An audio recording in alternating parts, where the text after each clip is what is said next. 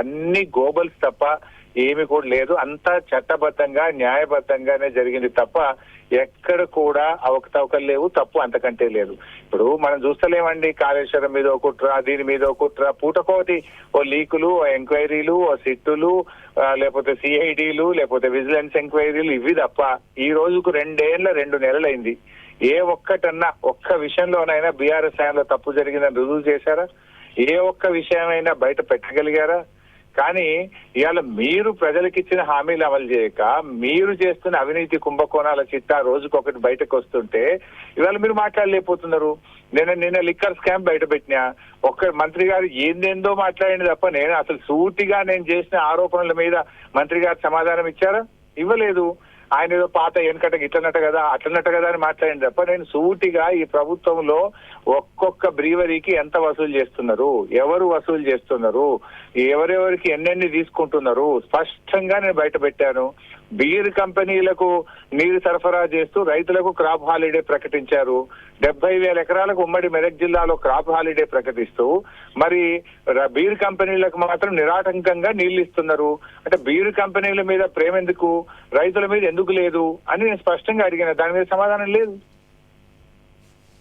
హరీష్ గారు, అంటే మీ వెర్షన్ అంటే అసలు ఫోన్ ట్యాపింగే జరగలేదంటారా, జరగకుండానే ఇంత ఇష్యూ అవుతుంది అంటారా? ఆ వ్యవహారం అంతా కూడా పోలీసులకు సంబంధించింది. పోలీసులు చట్టబద్ధంగా న్యాయబద్ధంగా వారికి పరిమితులలో లోబడి చేస్తారు. దీనికి రాజకీయ నాయకులకు ఎటువంటి సంబంధం ఉండదు. అసలు రాజకీయ నాయకుల నుంచి ఎటువంటి ఆదేశాలు ఉండవు, ఉత్తర్వులు అంతకంటే ఉండవు.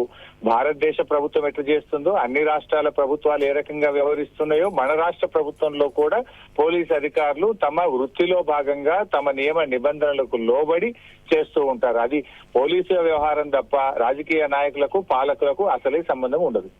అంటే ఇంతకు ముందే మాట్లాడారు sir PCC chief Mahesh Kumar Goud, పారదర్శకంగా విచారణ జరగాలి అని ఆయన కమెంట్ చేశారు. ఏమంటారు? అసలు పారదర్శకత ఎక్కడదండి? ఇదంతా కూడా డ్రామా కంపెనీ కదా. హోంమంత్రి ముఖ్యమంత్రి 2 రేవంత్ రెడ్డి. ఆయన మున్సిపల్ ఎన్నికల ముందు ఇది డ్రామా నడుపుతుండ్రు వరుసగా, సీరియల్ లాగా, సినిమా సీరియల్ లెక్క, టీవీ సీరియల్ లెక్క. ఏందండి ఇది తమాషాలు? అసలు కేసీఆర్ గారి మీద ఆ రకంగా నోటీస్ ఇవ్వచ్చునా? తెలంగాణ తెచ్చిన నాయకుడు, ప్రాణాలకు తెగించి రాష్ట్రాన్ని సాధించిన నాయకుడు, త్యాగాల పునాదుల మీద గడ్డిపోచల్లాగా ఈ దేశంలో ఏ నాయకుడు చేయనని రాజీనామాలు చేసి తెలంగాణ సాధించిన నాయకుడు, తెలంగాణను అభివృద్ధిలో అగ్రగామిగా ఇలా దేశంలో ఎక్కడ లేని రైతు బంధు పథకం తెచ్చింది కేసీఆర్, 24 గంటల కరెంటు తెచ్చింది కేసీఆర్, పర్ క్యాపిటల్ ఇన్కమ్ లో దేశంలో తెలంగాణ నంబర్ 1 నిలిపింది కేసీఆర్, జిఎస్డిపి వృద్ధి రేటులో తెలంగాణ నంబర్ 1 గా నిలిపింది కేసీఆర్, సంక్షేమ రంగంలో, విద్యా రంగంలో, గురుకుల పాఠశాలల్లో అనేక రంగాల్లో దేశానికి మార్గదర్శకంగా నిలిపారు. మనను చూసి కదా చెరువుల తవ్వకం దేశం నేర్చుకున్నది, మనను చూసి కదా రైతు బంధు పథకాన్ని దేశం మొత్తం అమలవుతుంది, మనను చూసి కదా ఇంటింటికి త్రాగునీరిచ్చే మిషన్ భగీరథ దేశం మొత్తం నేర్చుకున్నది. ఇట్లా అద్భుతమైనటువంటి అభివృద్ధికి ప్రణాళికలు రూపకల్పన చేసి తెలంగాణ జాతి గర్వపడే విధంగా, తెలంగాణ ప్రజలు గొప్పగా మన రాష్ట్రం గురించి ఈ దేశం చర్చించుకునేంత గొప్పగా, తెలంగాణను చూసి దేశం నేర్చుకునేంత గొప్పగా ఈ రాష్ట్రాన్ని నడిపిన నాయకుడు కేసీఆర్ గారి మీద ఇలాంటి పిచ్చి ప్రయత్నాలు చేయడం అంటే సూర్యుడి మీద ఉమ్మేయడమే. హరీష్ గారు, మీరు హాజరయ్యారు, కేటీఆర్ హాజరయ్యారు, సంతోష్ రావు కూడా హాజరయ్యారు. మరి రేపు కేసీఆర్ విచారణకు హాజరవుతారా? అయితే ఎక్కడ అవుతారు? 3 గంటలకి హాజరవ్వాలి, సిద్ధంగా ఉండాలని. నేను ఎన్నికల ప్రచారంలో భాగంగా జిల్లాలో పర్యటిస్తా ఉన్నాను. నేను ఆ నోటీస్ విషయం టీవీల ద్వారానే చూశాను తప్ప నేను ఇంకా పార్టీతో మాట్లాడలేదు. Party will take a call. Okay Harish గారు, సో ఫోన్ ట్యాపింగ్ వ్యవహారంలో కేసీఆర్ కు నోటీసులకు సంబంధించి ఎమ్మెల్యే హరీష్ స్పందించారు.